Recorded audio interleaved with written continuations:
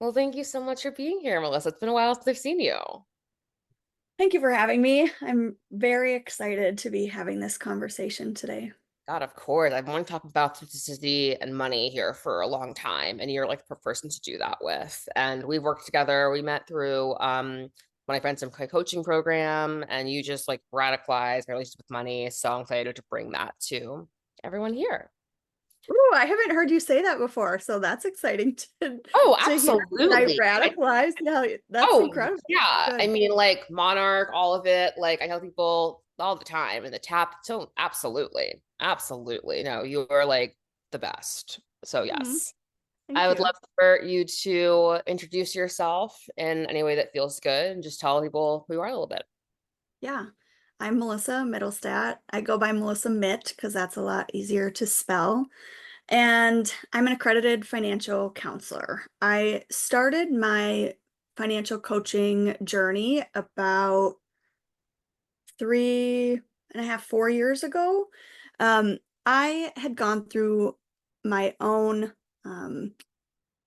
personal finance journey, which we may be getting into later, but um, having gone through that and COVID happened, I was a full-time sign language interpreter there for quite a while. And COVID happened. I was in that great pivot moment, like a lot of people were in, and really just asking myself, like, what else do I love? What do people ask me about? What am I good at? Where do my skills lie? And money was almost an immediate answer. And so from there, I decided, okay, I'm going to set up my money coaching business. And I got about 6 months in and quickly realized that I wanted to have a designation and a professional organization behind me. So I signed up to get my AFC, Accredited Financial Counseling designation. And that was a test that I took in 2021. And then I had 2.5 years to get 1,000 experience hours under my belt to get that. And so I officially got that designation come January of this year, January of 2024. So Congratulations. thank you. Thank you. So it really was an eye-opening, like I'm glad to have my personal background in my financial journey as kind of the place that I'm rooted. And then knowing that I kind of have that extra education, coaching knowledge to put on top of it. Yeah, so I'm really liking the direction that that's that's going at the moment, and I'm starting to be able to craft a coaching business that I'm very excited about. Yay. I'm so glad to hear that. And yeah, I know you talk about, we'll get into later, like integrity in your business. And I feel the same way as a coach. You know, you can kind of start coaching something you know and love, then you're like, but I also want kind of like the foundation under it. So I can kind of like have that accreditation and sort of have gone through those steps. So, so proud of Mhm. you and so excited for you. Thank you. Appreciate that. So yeah, you mentioned a little bit about your personal finance journey, and I would love to sort of talk about like just your journey as much as you want to get into it, like that led you here. You know, you mentioned being a sign language interpreter before you got into your business, but just sort of as much as you want to share about what got you to where you are today. Yeah. Any from like upbringing to where you're from to, of course, your money journey. I would love to get into if you're comfortable. Yeah. I'll just start by saying that my upbringing, we talked about money almost none. I have one very vivid memory of, I think I might have been going into junior high or something, and we had gone, back to school shopping for clothes, and I was so excited because I think it was like for the first 2 weeks I wasn't gonna have to wear the same shirt or, something like that. I was just like so excited to have these new clothes to take to school. And I was like ready to run downstairs and show them to my dad, and instantly my mom stopped me and she goes, "Oh, don't tell your dad about that." And so that moment, and of course, obviously, I didn't think about that moment in, when I was in junior high, but reflecting on that moment, and I have done some journaling about that. And I was like, yeah, that was the moment that I was really ingrained, like, we don't talk about money. And we didn't. Yeah. Yeah. Yeah. I feel like So, everyone has a subconscious thing like that. And it's just so interesting how like that can stay with you. Yes. Yes. So through high school, get myself into college. I go to school with student loans, and then, a few scholarships. So I'm living college off of my student loans that I could get extra above, and then credit cards. So I went to college in the era where you could get a free pizza if you signed up for a credit card, which is now illegal. Thank you. Yes, Um, thank you for but that. so I get through college, And and can I then ask, what did you study in college? my first degree, I studied business administration. So all of the business classes, a little bit of the accounting classes, finance, kind of all that good stuff. And then while I was there, I actually took um, sign language classes. There were some deaf students that lived in the dorm next to mine, and they were so nice to like invite me to this Wednesday night get together. Like, hey, do you want to come learn sign language? Of course, I was that hearing person just like staring obscenely at people signing, and they could have and maybe were very offended, but instead they said, hey, do you want to learn this language so we can communicate with each other? And Yeah, I was like, yes, please. I love that. So I did that and fell in love with sign language in that process. So once I graduated with my business degree, I went back to school immediately to get my sign language degree. So I had 7 years worth of living off of student loans and credit cards. Got it. So all of this kind of like builds up to I graduate from interpreting program, I get my first job, and my first paycheck comes through, and I'm like, ugh. And then my second paycheck comes through, and I'm like, oh boy. And then my Yeah. third paycheck comes through, and I was like, this is not going to work. And Like, what is that first job? that first job is a sign language interpreter inside of a high school system. Okay, And gotcha. it was like a hub for deaf and hard of hearing kiddos. And I was one of 13 interpreters at the school. So Yeah. And what it, is that like, that you're feeling when you get your paycheck? Is it like what's been taken out? Or like, I know my first, when I saw like everything being taken out from the growth, I was like, wait, like what's going on? Like in Friends, when Rachel's like, who is this government taking all my money? yeah, yeah, it was that because, I had agreed to X salary. I can't remember. I think it might have been like 34,000 or 38,000 or I don't know, something.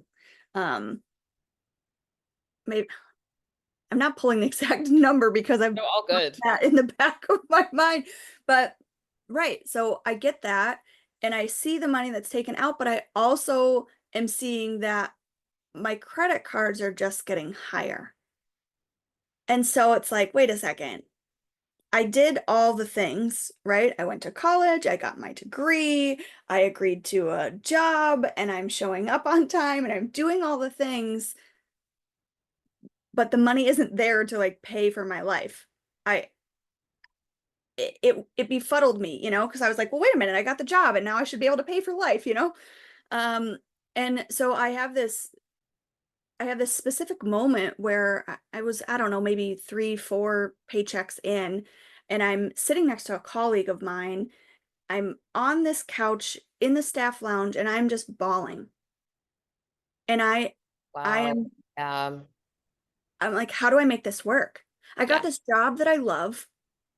I did all the right things, but I can't pay for my life.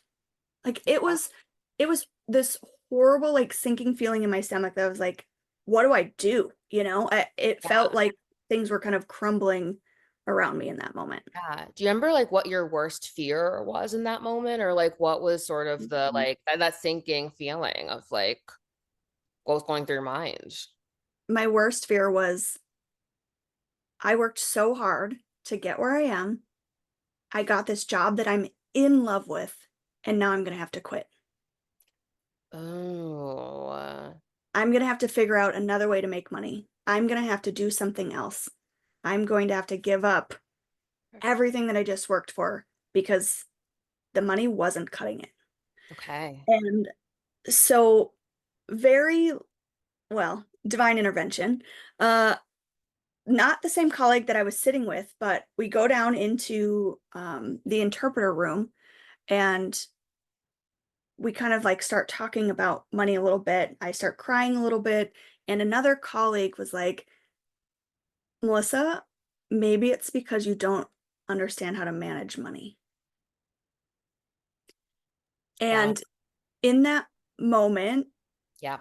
I felt so many things. I felt embarrassed. Hmm. I felt ashamed. I just had this flood of emotions of like, she might be right. Yeah. She might be right. I really don't. I Yeah. don't like I just spend and then I get this paycheck that's not cutting it. And so that really was the catalyst for me to say, okay, what does that mean to like understand my money? Yeah, yeah. And what a courageous, I mean, first of all, to be so vulnerable. Like, I always joke with my friends that, like, you haven't been in your 20s, you haven't cried at work. Like, we all will cry at work at some point. It's just like you're going to do it. Um, and then to have someone like who is your colleague, you're getting to know, like, kind of give you this like tough love advice that was like, needed. But they kind of went on a limb telling you that because you could have responded differently. You could have been like, screw you, like, you don't know my life, but you were receptive and you were like, okay, actually, you're right. How do I manage money? How do I turn this around? And so what happens next? Yeah. So then I kick back into college mode and I'm like, give me every book, give me the podcasts, give me the workbooks, give me the YouTube spreadsheets that I can, like watch somebody work through. And I just got to a place where I was like, oh, okay. I can put together a tool, I can put together a system, and then I can know what's coming in compared to what's going out, and I can get myself out of this mess that I had created. And so that's exactly what I did. I was just looking at my spreadsheets the other day. That's what I used for, I don't know, 10, 12 years. But I had all these tabs of like June 2010, July 2010, and I just Yeah. have all these tabs and I just like kind of looked at it's like, yeah, this is where it all started for me is when I was ready to say, I'm willing to look at the numbers. It is Mm-hmm. time to look at the numbers and to start making sense of it. Yeah, I think that's so empowering for so many people to hear, and it was so empowering for me to hear. We first started working together because, like, you think like I'm not looking at it, I'm so irresponsible, I'm whatever, but all these sorts of telling ourselves like there's a lot of people not looking at the numbers, like smart, like educated, like out in the world people, but it's just like we're afraid of our credit card bills, and it's like, oh, it's just gonna, like that surprise of like what it's gonna be at the end of the month, and so Mhm. yeah, I started looking at the numbers and then you paid off 47K in debt and also saved 15K for the wedding of your dreams, all within 3 years, which is incredible. I gotta tell you that journey, um, it was like some of my and the way I went about it in a very strict way, which is not how Yeah. I would coach now, right? Like Okay. it was different and I've learned and I've got other experiences. So that's not how I coach now, but I did it in a very strict fashion. Um and I'm in like we've talked about this. I'm in a little bit of recovery still with that of like I I went so all in, and I mean, it's extremely I'm proud of that. I'm proud of what I was able to accomplish, and at the same time, I could recognize that it wasn't completely healthy. Okay, interesting. What do you mean there? So, I went like, for example, a few of my friends were going on a gal's trip, and I didn't even consider it. I'm not going. I'm not going. And that was one of the last trips that our friend group got to go on before one of our friends passed away. Like stuff like that where it's like I'm I said I said no to some of the things that I should have said yes to because I only had my eye on get out of debt, figure this out, but I didn't have my eye on life really, so I look back and it's a proud moment, and I can't change how I got through it, but I do recognize that we can live life and make progress with our money at the same time. Yeah. Well, I'm so sorry for your loss, first of all. And I Thank think that a you. lot of people can relate there too with, sometimes like, okay, yes, you're saving and saving and saving. Now you have like all this money, but like you didn't go on the trip. You didn't like have the meal. You didn't like sort of have the experiences. And then like something in our work we talked about together is like, what do you want this money for? Like, do Mhm, you want to just look at $20,000 in the bank every day and just like be happy with that? Or do you want it for like to spend on certain things? Yeah. mhm. Yeah. Yeah.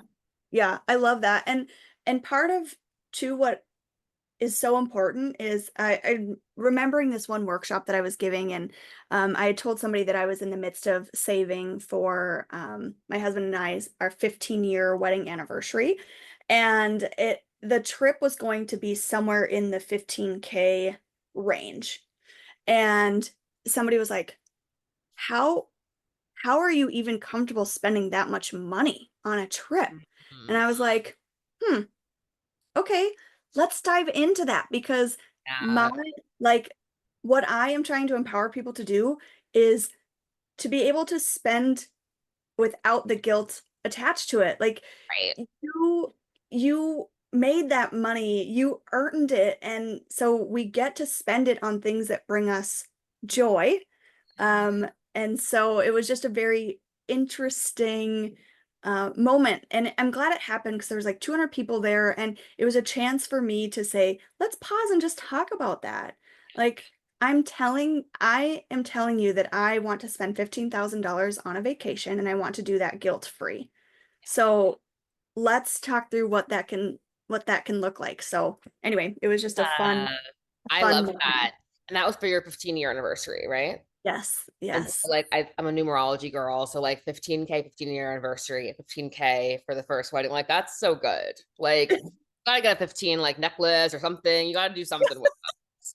Yeah, that's a good point. Yeah, I You guys should didn't get put some all kind of that cool. together. Yeah. Yeah, no, I love that. And I think so much of like what we get into with money and I talk about is people kind of will project their stuff of like, well, how could you do that? Because they wouldn't do that. Or like, well, I couldn't afford that. But actually you could afford it. You just don't want to do it. Um, and I find stuff like that so tricky of like saying we can't afford this, but then I'm seeing you go out and pay for this. And so it's less like I find that phrase in my own like social groups and like family, like I can't afford it. Like Mhm. me on a very basic level, the word person, I can't afford it means like you literally cannot get this. Yeah. We put so much emotion in it. Like, oh well, Mhm. I can't afford this Uber, but then you go on like a trip somewhere. It's like, well, you didn't want to pay for that because you were saving for that. But like just that language, like I think does something for you and people around you, you know? It does. I'm so glad you brought that up because it does something it just like flips something, it flips a switch. So the language that I'm trying to use instead is I'm choosing not to purchase that right now. I'm choosing not to buy that right now because it takes the afford it, which is uh heavy language. It takes that and it gives us another way to say I'm choosing not to, right? I'm making that choice in this moment. And then another word I'm trying to get rid of is that's expensive because that too has a negative connotation and it's like telling my brain like, "Ooh, that means it's not for me. Expensive, that's not for me." And I don't want that. I don't want to see these big like X's on things that aren't for me, you know? Right. Because then you're telling yourself kind of, if we get really into it, which you do in your work, like, I don't deserve this. Like, maybe it is expensive, quote unquote, but like, maybe you can have it. Like, Mhm. and also kind of a shaming there as well. Like, when Mhm. people see you doing things in your life, they're like, oh, that's really expensive. And it's like, I think expensive can have this very like shameful connotation there of like, Mhm. we're putting people down for like a private jet or like, I don't know, just things that they can afford. quote, and they want to have. So there's all Hmm. this judgment wrapped up in like what we would do. Like, we can't really hear what somebody else is doing without bringing ourselves into it and thinking like, yeah, it gets so twisted. And I guess that answers the question kind of why, like, do you think money is hard to talk about because like we kind of bring so much of our own stuff to it and kind of can't sort through it in conversation with somebody else? Yes, yes, and um, I was actually just, I'm gonna pull this article. I'm gonna pull this article up just so I can quote Yes. it We'll have to correctly. link it for the readers for sure. So Elvest wrote an article, I think it's from, is it from, it's from October of 2023. And it says, the statement, the financial services industry wasn't built with women in mind. So that was the statement that people were given. 95% of the women who answered that answered agree or strongly agree. Yeah. 5% said neutral, and not one person disagreed with that statement. Not one woman disagreed with that statement. So Mm. when we're trying to talk about money, Yeah. we've got the world telling us it's not for us. We've got our own emotions and childhood wrapped up in it. It just is like layer after layer after layer after layer. And one more layer I'm just going to toss on top of there is I don't know if you've worked inside of a 9 to 5, but I have had, Yeah. yeah. So I've had that, like, we don't talk about our pay with other people, or Oh, we that's don't insane. discuss that, Yeah. Yep. Mm-hmm. which is Mm-hmm. illegal. Yeah. That is illegal. Yep. So it just like is this compounding of society says, shh, we don't talk about that. And then even an extra layer for women to be like, oh no, that's for men, you know? So it's hard for us to talk about it um, because we haven't had that like encouragement to do so.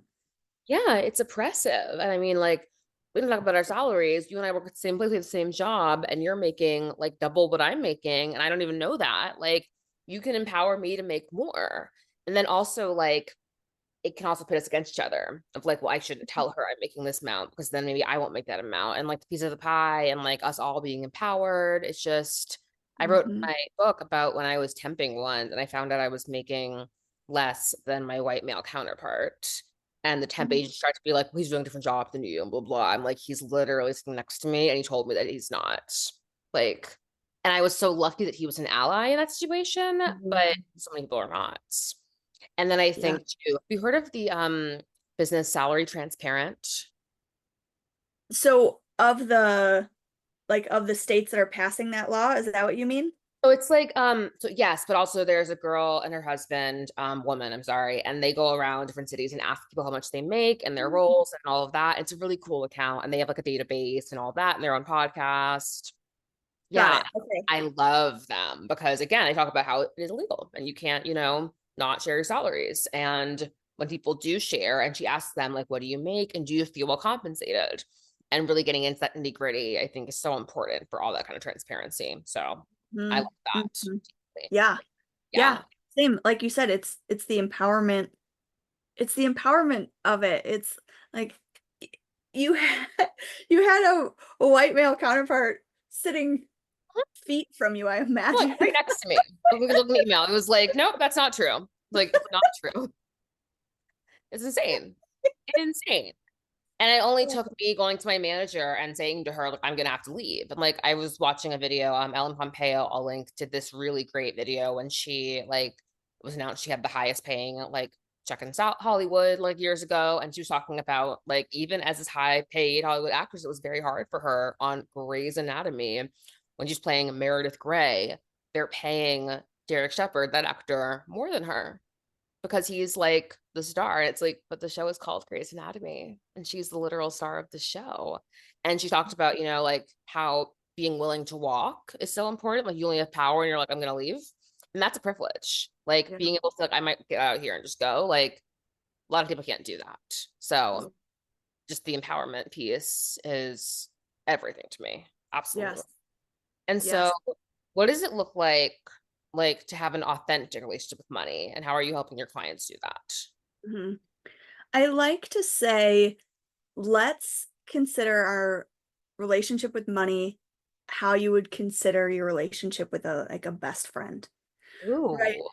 You wouldn't you wouldn't talk down to your best friend. You wouldn't be tossing shade, negative energy at your best friend. You'd want to be like, "Okay, let's let's talk. Let's share things. We're not going to avoid each other," right? That's how I like for people to visualize having an authentic relationship with money, because money in and of itself is just like what? Linen? It's like linen and something. And so Yeah. it's like Yeah. It's we paper. yeah, Yeah. we give it this power, and we get to decide what kind of energy are we going to attach to that? What kind of power are we going to attach to that? And so that's just like one little like, okay, how would you envision with your best friend? Does it feel the same on how you're interacting with money? Yes or no? No, it's so true. And I think just that call to like examine and talk about it with our people, but also with ourselves. Like I was joking with my best friend a couple of days ago. I was like, oh, I'm in financial ruin right now. And I'm like, I am not in financial ruin right now, but I've walked around like I'm in some Greek tragedy, like, ruin is falling on my house. And I'm kind of kidding, but I'm also being serious. And whenever I get really like stressed, I say to myself, like, I'm not going bankrupt tomorrow. Like, that's what's happening tomorrow. But those really stark terms we bring in, like, we Mhm. would not talk to our best friend that way. And it's so true. And I think when we talk about the energy around money and like the power we give it, I imagine you do like get some resistance from people when talking about like money mindset? And that was such a big piece of the pie for me. And I'm very up into it. You talk about like woo-woo stuff on your website. So like how do you like say in your power when you get resistance for that kind of stuff? Yeah, and yes, I certainly do. Um, Now that I'm kind of like openly talking about it on my website and my Instagram, like that kind of helps people understand like whether or not they want to Yeah, to like work less with me surprise. Like and I'm talking telling you about what's less gonna surprise. happen. Yeah. But yes, so I again going back to this workshop that I taught, I in the feedback, there was a probably 25 to 30% of people who are like, don't ever talk about money mindset again. Like that that's not appropriate. That's not appropriate, I think, were Oh, some of the terms yeah. Oh that people were wow. using. And so of course in my mind I giggle a little bit and I'm like, okay, those are the folks who probably need to hear it the most. Yeah. But when I encounter resistance, what I like to do is I I have different like levels of how deep are we going to go?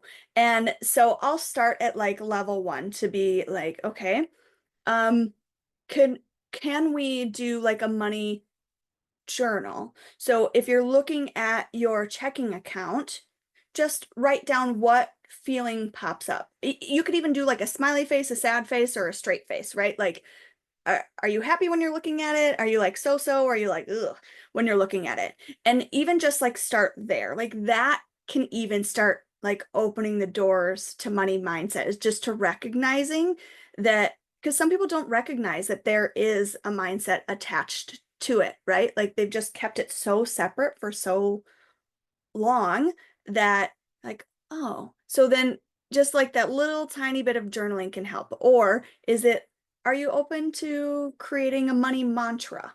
Let's see what that could feel like. Or are you open to doing an exercise talking about money from your past? Are you open to tapping out? So I just like have these different like levels that we can tiptoe down, and um just to kind of see where people land. I haven't ever had a client when I suggest, like, could we try this? I've had them say, like, no thanks to some exercises. And so we'll just like try something else. But I haven't ever had anybody be like, I will not talk about, money Right. mindset with me. So it's just a level of like willingness and vulnerability that sometimes takes time for people. Yeah. I think it can take time to admit that money is a vulnerable thing when we've been taught that it's kind of this meat and potatoes, straightforward thing, especially when it's been a male-dominated industry and it's Right. been treated like it's devoid of emotion. Like you haven't cried when looking at a checking account statement because we all have. Like, I think so. Right. Um, and just all that demystifying and debunking.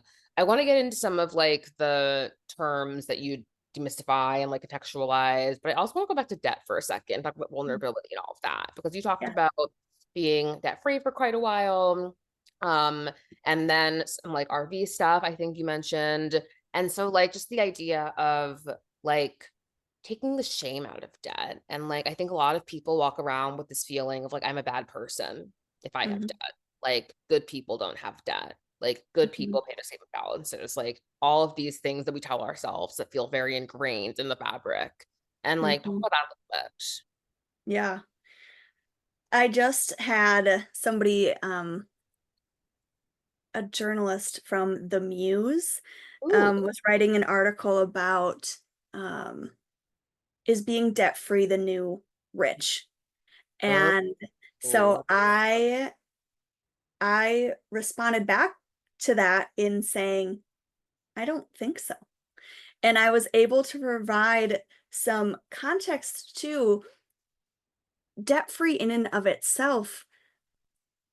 I know so many people that I would classify as wealthy where they're using debt in a healthy, positive way to get places, in life. Yeah. And so when I think about some of the biggest financial guru names in the industry and the way that they have demonized debt, um, it I don't agree with it. It feels like the fat shaming of the diet industry. Oh, It that's a good feels, comparison. yeah, because when we're trying when we're trying to say in absolutes, like get rid of every piece, of debt that you have, and that was the journey, of course, that I went on. And when we needed to get a loan to buy our RV, it evoked things in me that I was not anticipating Yeah. bubbling up. I was like, "Oh no, Hmm. I should have been able to save to pay for this outright. I wasn't Hmm. doing enough. What was I thinking? I've messed up my whole journey." And I like the spiral just kept spiraling. And it took me some time and some processing and some journaling to get through why am I so terrified of taking out a loan? Ah, and that's so interesting too. I didn't even think about the idea of a loan. I mean, of course, like some loans are like characterized as debt, and then some are just very like normalized in a way that we're just kind of like deciding what's bad and good just in our elite towers, like student loans. We like so much debt, and like who doesn't have student loans? But then like for an RV or for a house, like most people take out a mortgage when they buy a Mhm, penthouse apartment, or like some of the richest people in the world have mortgages, but those mhm. people would not probably own up to like having debt because mortgages are like fancy people debt. Yeah, I hadn't even thought about that idea of like, oh, that's crazy. And so like when you mentioned the idea of using debt in like a healthy and positive way, like does that feel like an example of it, like a loan? Yeah, so the gist I think that I'm trying to portray is we our mindset when we are taking on debt, or like for example, for the first time in my business, here we are, we're talking about authenticity here. For the first time ever in my business in 4 years, I had to roll over some debt on a credit card and not pay it off in full. And I think my interest charge was, I don't know, like $19 or something. Even so, this happened 2 months ago. Even now, of all my training and all the things I know, I still let that bubble up of like, "Melissa, you just made a huge mistake." Like, I just Mhm. had this shame that, like, bubbled up in me, like, I know better. I know that I have to pay off my credit cards in full. And and so I really had to take some time to be like, I need, I needed to be able to roll that over for at least a month or two while I'm getting some things built out. And I just had to get myself in a place of like, Yeah. I will be able to pay that off. Here's the plan that I'm going to have and this, that, and the other. But it's just interesting how we're so ingrained in Yeah. that, like, if you hold on to that, it's going to be your ruin. But oftentimes that's not the case. I'm so glad you shared that. Thank you for being so vulnerable and authentic about that. I think we often look at people who are like coaching and experts as like they're just so perfect, but I like working with people who I know are still in it because then you feel like less judged, honestly. I feel like that's the most big part of it. And going back to the idea of those terms, like working with you and being in the world, like I know all those terms meant, but we talking about like rollover and statement balance and all of that. Like I feel like that's a good example of like what does that mean when you don't pay your credit card balance and it rolls over the next month and like that kind of stuff. So when we think about how we use a credit card, oftentimes people will say, "Well, I pay it off in full," but it's whether you're paying it in a I'm going to say in arrears, but when you're paying it like it's money that you spent and then you have to get a paycheck or a deposit to pay it off, right? So are you spending it and then having to use money kind of behind it to pay for it? So that is we had talked a little bit about that's what the credit card float is, where Right. it's like even if you're able to pay it off in full, if you couldn't have done that using your checking account instead, then you're carrying your floating money on your credit card. Okay. Got it. So like let's say someone's credit card balance right now is like $5,000. Mhm, And so that's the amount that they're going to pay on September 23rd. And mhm, they don't currently have $5,000 in checking. And they're like trying to make that amount now. Are they in mhm. credit card float? Yes. Okay, gotcha. So example of not being credit card float would be like at any time I could pay off the balance in my checking account. I'm sorry, credit card balance. Yeah, you'd be able to pay it off at any time Yeah. and cover the expenses that you had upcoming for that month. Oh, so safe to say a lot of people are in credit card floats, probably. Yeah, Even like if you're in a yeah, even if you like are making money and like it's all good and you could be paying your statement balance every month and also being credit card float. yes, So is yes. credit card float like in some extent like related to healthy debt in a way?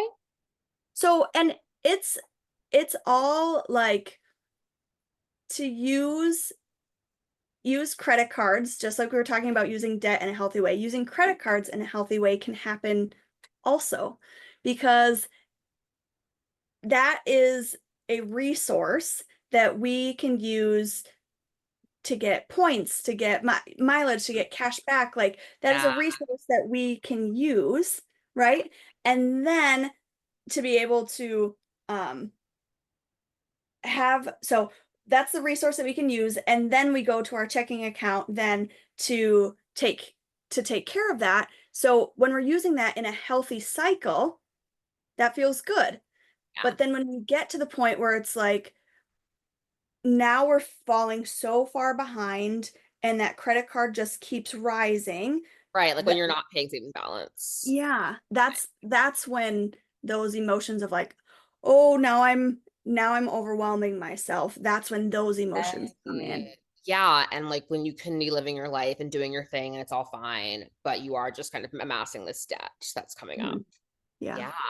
I could go so many different directions, but we're coming up on our time, and I want to get to some rapid fire questions, which were not in the Google Doc. They're kind of just, springing at you. And I want to first thank you so much for being here, and Yeah. definitely feel like there's a part two in our future because I have many more questions for Love people. it. But Absolutely. okay, so we haven't got through this yet, but you are currently in your RV. You're a digital nomad. Favorite thing about digital nomad life? I get to see so many different places, and some of them are just like out of this world, take me by surprise, and other ones are like, get me out of ASAP. And I don't mind that. I don't mind that because I now like I have now seen and done and I'll take I'll take an experience good or bad in a certain area, but it's an experience nonetheless and it makes for a good story. I love that. I love that. Okay, favorite way to use credit card points. I was able to just book so Kent and I are going to the Bahamas with his family for Christmas, and I was able to book our first leg of the flight. The second leg is international, so I wasn't able to do that, but I was able to book the first leg of our flights using credit card points, and I it cost us like $11.60 or something, and I was Uh, like, God bless. God bless. We love that. We love the points guy. We love all of those things, transferring the things. Okay, mhm. either the best advice about money that you need to tell us or the worst advice you have to warn us. It's like so bad. I got this one from Brene Brown. Total credit to her. Uh-huh. I'm gonna say worst advice is you have to have all your debt paid off before you start saving for retirement. Ooh. I I followed that advice and then I look back and I was like, I lost 10 years of compound interest that I could have gotten Uh, because I was so worried about my student loans. And I think my student loans were at 4% or 4.5%. But the way I like to think about it now is if you've got any debt that you'd like to get rid of that's less than that 7, 8% mark, you can invest at the same time. oh, I love Like, I Yeah, don't, anyway, so that was that, avoid that, uh, avoid that recommendation. I love it. I love it. On that note, what is one thing everyone listening right now, no matter where they are, could do to check on their financial health or improve their relationship with money a little bit today? Like one Mm, small hmm I'm gonna give one tactical and one mindset, if you don't mind. thing. Okay, so one tactical, I know a lot of people like credit reports, they're not sexy, they're a little bit boring, but almost 20% of credit reports have an error on them. And that error could be minor, like a phone number incorrectly, or it could be a big error that somebody opened a credit card in your name, or there was a charge that got put on your account that wasn't actually yours.